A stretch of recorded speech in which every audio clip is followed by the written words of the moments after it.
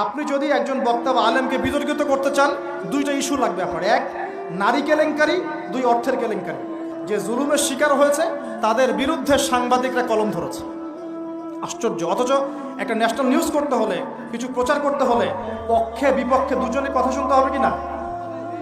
আমাদের নাম্বার ফেসবুকে available, WhatsApp number available. Phone করে তো বলতে পারতেন যে ভাই আসলে কি হয়েছিল ঘটনা।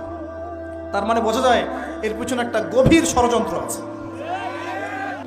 আর কিছু আছে চিলে কান নিল টাইপের মানুষ, যা দেখবে অনলাইনে যা আসবে দেদারসে প্রচার করা শুরু করবে।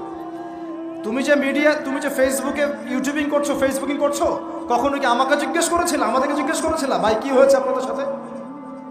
তুমি এক পক্ষের কথা শুনে গালিগালাজ করছো, চরিত্র নিয়ে কথা বল।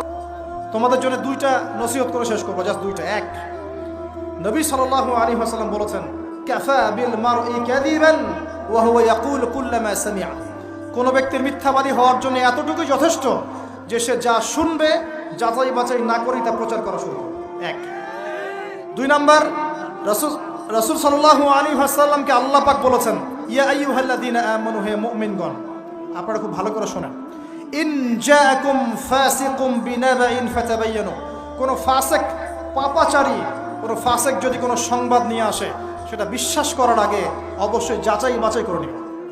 না হলে আন তুসিবু কওমান বিজাহালা ওয়া তুসবিহু আলা মা ফাআলতুম নাদিমিন।